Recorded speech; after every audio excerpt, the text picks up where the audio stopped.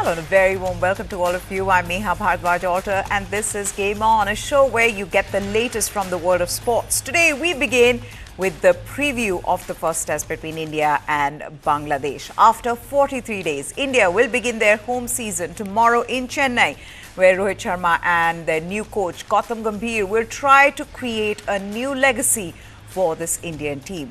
Its mission, World Test Championship, and over the next 4 months, India will play 10 test matches to try to solidify their spot in the WTC final. So, how well is the Indian team prepared? How are they approaching the 2-test series against Bangladesh? And who will make the playing 11 for the Indian team? We'd heard from Rohit Sharma yesterday. Today, new coach Gautam Gambhir has spoken to the media and laid out his vision for the team. Gautam spoke about India's struggle against spin in the recent time. He also spoke about the comeback of Rishabh Pant and how Jasprit Bumrah, Mohammad Shami and Mohammad Siraj have turned the spotlight on India's bowling attack, making Indians fall in love with bowling after their exploits. Gautam Gambhir defended India's batting unit when he was asked about Indian batters' struggle against spin in the Sri Lanka series, where Sri Lankan spinners took 27 wickets in 3 ODIs, beating India 2-0. Gambhir said, and I quote, "Our batting unit has so much quality that it can take on any spin unit. There is a lot of difference between ODIs and tests. It's all about the mindset and working and strengthening your defense. And once you have it, then you play around it." But the head coach knows Bangladesh can be a handful with their quality spin attack. And with the recent series win against Pakistan, Bangladesh will have that added confidence. Gambhir pointed out that they will not take them lightly. He said, and I quote, "I congratulate them for what they did in Pakistan, but this is a new series and they are a quality side and we want to play good cricket." Yes, they have experience in Shakib, Mushfiqur and Mehendi, but we want to be switched on from ball one. I've been a big believer that we don't fear anyone, but we respect everyone. It's the same with Bangladesh. We don't look at the opposition and play the game we know. Now, Gambhir also heaped praise on the Indian bowling attack, calling it a world-class bowling unit which is gradually wiping away a nation's obsession with batting. He said, and I quote, "You've got to give credit to Bumrah, Shami, Siraj, Ravichandran Ashwin and Jadeja. They are turning this nation into a bowling-obsessed one. Bumrah is the best bowler in the world. It's not just his performance, it's his hunger as well. And the best part is that he wants to play as much test cricket as he can. It's not even a luxury. He can make a difference at any stage of the game. So yes, hopefully he can do the same in this series and going forward as well."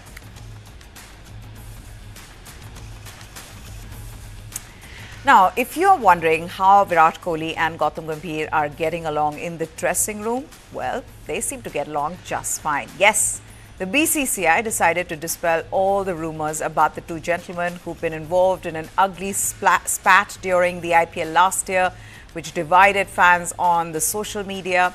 Well, Virat Kohli and the head coach Gautam Gambhir, they sat down for an engaging conversation ahead of the Bangladesh series, putting an end to that long-standing masala surrounding their rumored tension. Both spoke of each other's favorite innings, how much they admire each other. In fact, Gautam Gambhir revealed that he was in the zone when playing the best innings of his career in Napier in 2009, where he batted for 2.5 days. He said that he kept reciting the Hanuman Chalisa, and that was the reason behind him staying in the zone and playing for those 2.5 days. He also praised Virat Kohli's breakthrough series versus Australia, where he scored a lot of runs, saying he seemed to be in the zone as well, and that Virat had told him that he kept saying Om Namah Shivaya ahead of every delivery in that series.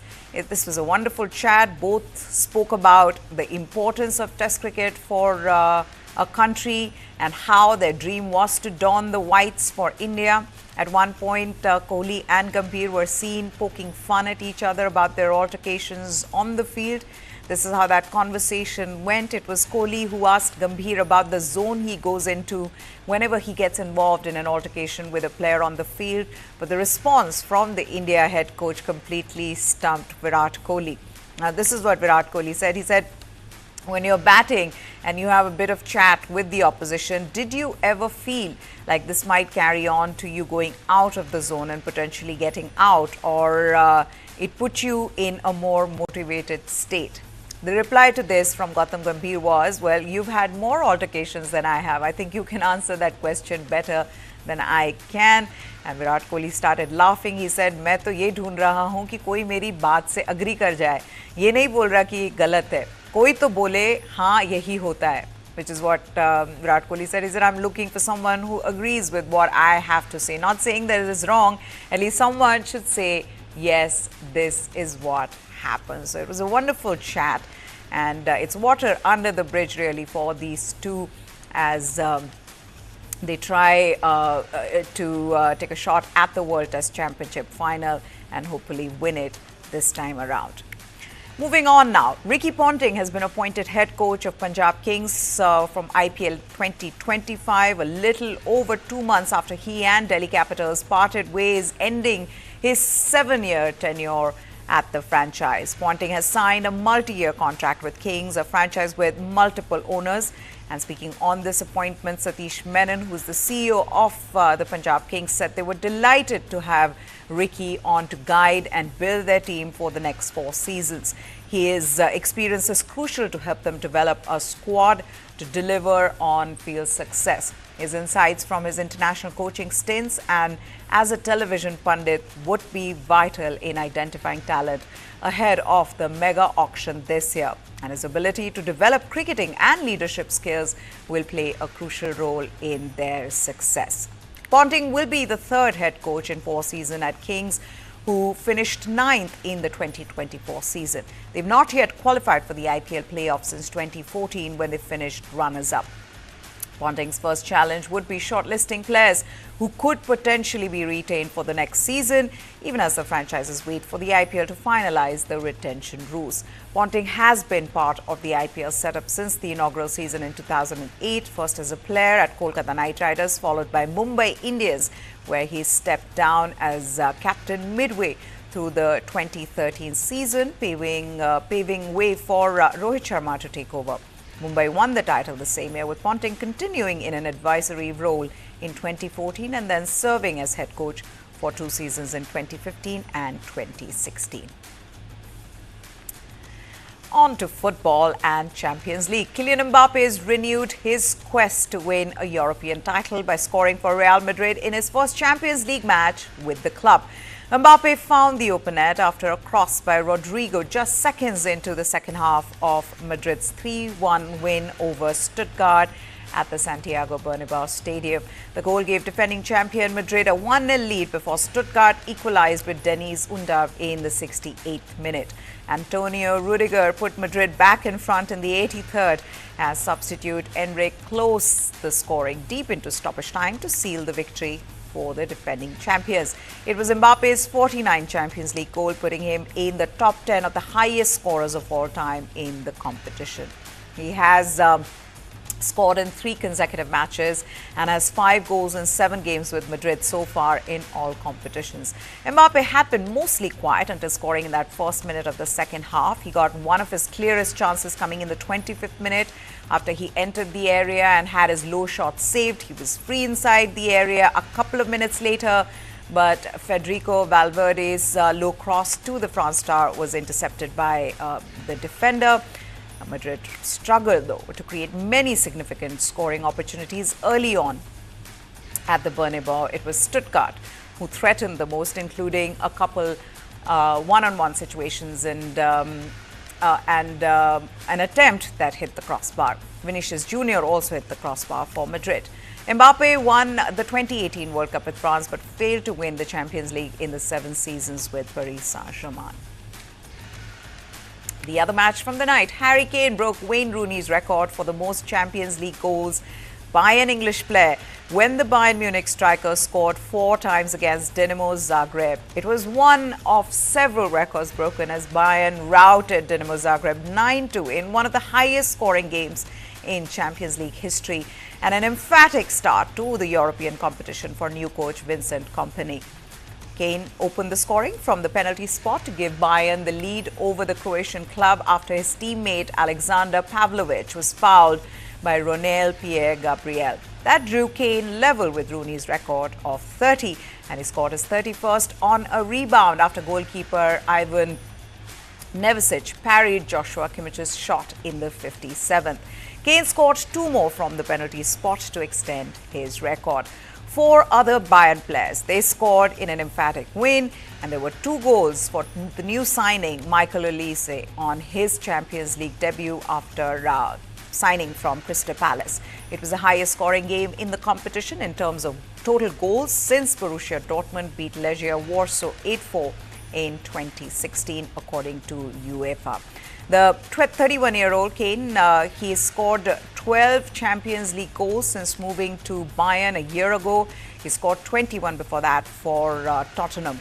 Kane now has 53 goals in 50 games in all competitions since moving to Bayern. Kane has scored 9 goals in his last 3 games for the club and country, including 2 for England against Finland in his 100th international game, and a hat-trick for Bayern against Holstein Kiel in the Bundesliga.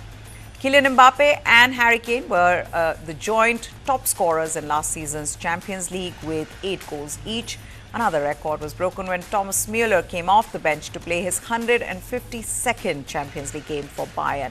That's the most for a player for one club, breaking a tie with the former Barcelona player Xavi Hernandez. So, how's that for records being broken? Now, Champions League is motivated, and that's always a bit easier for me as a coach. Because when you have a top player who is self-motivated, it sometimes makes things a bit easier. I have to be honest. He's also a leading player for a very long time and also still captain of the national team. That means players like him know that they have to stand up in these moments. And yes, of course, he's doing that right now. Yeah, ultimately, it's all about the 3 points. The 9 goals we won by, that's a bit extraordinary, I have to say. It was simply fun, the energy was good, and the team showed enthusiasm. And yeah, we conceded 2 goals, but we scored the 9 goals because of the team. And we conceded 2 goals because we were a step too late as a team as well. But in the end, we stayed calm, and it was quite good until the end. And yes, it was a nice evening for us. Well, the Champions League is on again tonight with some thrilling action. The pick of the games is, of course, Manchester City versus Inter Milan, the 2 teams that clashed in the 2023 final. They will battle it out once again. Pep Guardiola's team welcome the Italian outfit to the Etihad. Now, it is going to be a closely fought contest, but City's exceptional home form makes them the favourites to come on top. The citizens have been conceding goals in recent weeks, which bodes well for Inter, but Guardiola's men have had Haaland to thank for banging in the goals, and if his red-hot form in the final third continues tonight, the hosts should ultimately find a way to prevail. Even as teams get ready for the expanded Champions League, players have been speaking up about the congested calendar, and the latest to join the list is midfielder Rodri, who said that players could be close to strike action over the amount of games that they are required to play. Last season, the 28-year-old, his campaign actually extended through to Spain's European Championship victory on July 14th, along with City teammates Kyle Walker and Phil Foden, who finished runners-up with England at the tournament in Germany. Honestly, I don't know the exact number. I think from my experience I can tell you that 60, 70 no, obviously. I think between 40 and 50 is the amount of games in which a player can perform in the highest level. After that, everything comes, you drop, because it's impossible to sustain the physical level. And I think this years we're going to go until 70, maybe 80, I don't know. Depends on how far you go into competitions. In my humble opinion, I think it's too much. I think we have to take care of ourselves. Someone has to take care of ourselves because we are the main characters of this, let's say, sport or business, whatever you want to call it. And yeah, I think not everything is money or marketing. It's also the quality of the show. So in my opinion, when I'm when I'm not tired, I perform better. And if the people want to see a better football, we need to rest. Yes, this is turning out to be quite a problem for UEFA, with players not coming out and talking about a congested calendar. Alisson Becker spoke about it, and now Rodri has come out and spoken about it and says players need to look after themselves, and somebody needs to make sure of players' health and their fitness. That is paramount as well. Now, Pep Guardiola, Manchester City's manager, he now speaks about Haaland and what he thinks of Haaland's red-hot form. This is what he said. Win our first game and the second one and see what happened in the last games. Take a look. Just like in the Premier League, it's not necessary to take the table right now. It will be in the future. Is win the first game and the next ones, and after we see. Are those numbers surprised you though? Because you knew you were getting a goal scorer, a guy that was a great finisher, but had those numbers even surprised you? A little bit, yeah. Do you know why? I played 11 years as a professional. As a football player. I was a football player in the past, you know? I scored 11 goals. This guy in 4 goals scored 9. So have one more game, equalize me. So imagine if you surprise me. Paris Saint-Germain's young team may be less experienced than their previous sides, but they are full of energy and primed for success as they begin their Champions League campaign without striker Kylian Mbappe for the first time in 7 years. After joining the club in 2017, Mbappe helped PSG reach the final in 2020 when they lost to Bayern Munich. PSG hosts Spain's Champions League debutants Girona on Wednesday, which is today at 12:30 a.m. in fact, Indian time, boasting an impressive attack with the likes of Bradley Barcola, Ousmane Dembele, and now the new signing Joao Neves, who's 19, who already has 4 assists in 4 league games. Midfielders Warren Zaire-Emery and Vitinha have returned from injury, though goalkeeper Gianluigi Donnarumma has been ruled out with a thigh injury, and the 25-year-old Russian Matvey Safonov could therefore be handed his first start. Spanish coach Luis Enrique, he in fact added that he was pleased with the squad and it was too early to jump to conclusions about their lack of experience.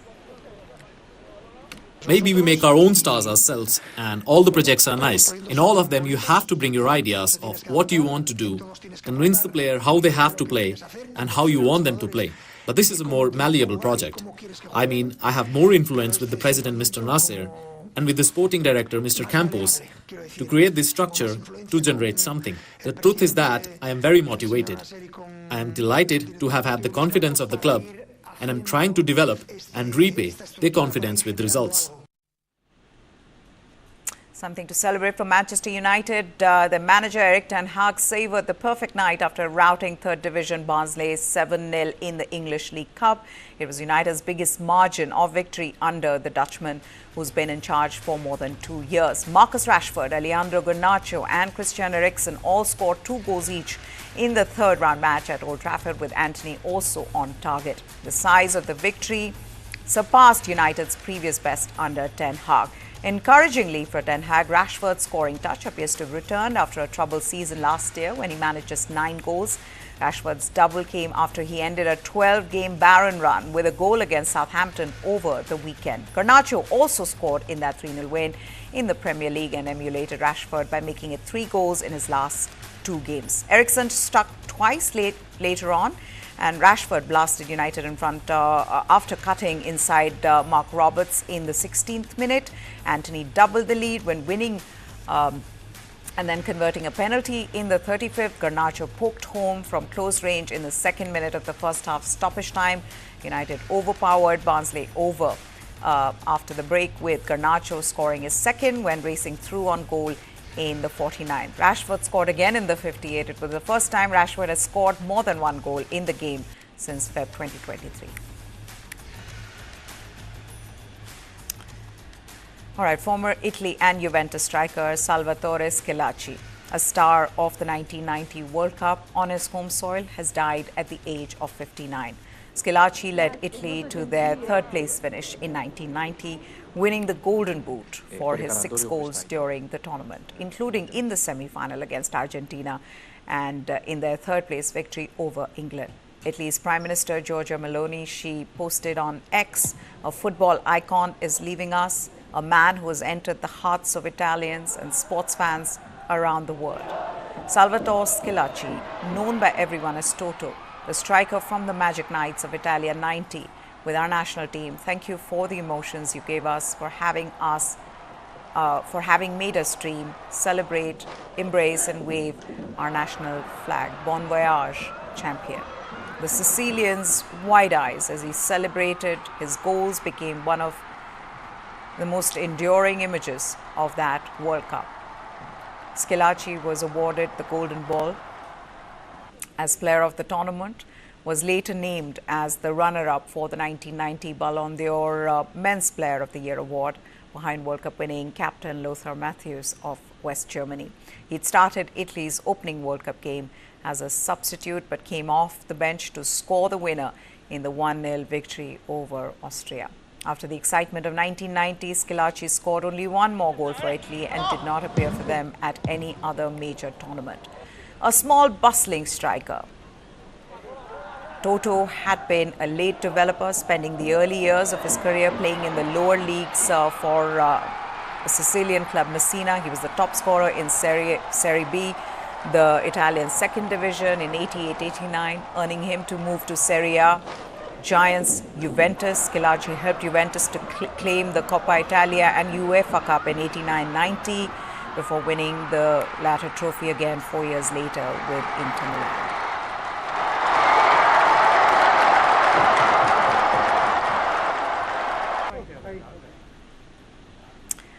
Rest in peace, sir. Thank you for the memories. And with that, we wrap this show up. Hope you enjoyed what we brought for you. Goodbye. Thanks for watching.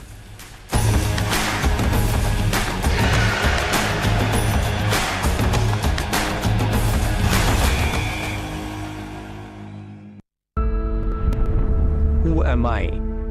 Nobody can crack that mystery. There is a certain expectation of me. That's the only contradiction. Life itself is stranger than fiction. I was a perfectly normal person born in an abnormal world. I really didn't understand why is it different. Just imagine a child who is bullied every day. Boys school में कुछ लड़का लोग मेरे साथ sexual abuse किए. मुझे तेरे बारे में सब पता है और मैं तेरा रेप कर लूँगा. You also start to stigmatize. अरे ये तो time pass है. Sex doesn't come in the picture. Sex comes very late. Then they are a man-made narrative. Why do you walk like that? Why do you sway so much? So you can understand the trauma of a person who's trapped in a wrong body.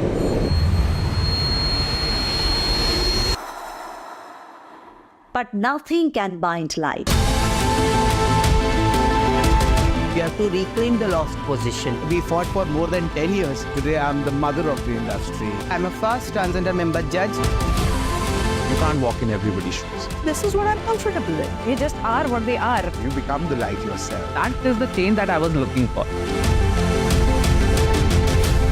When I recognize myself is a small story, but it's an interesting one.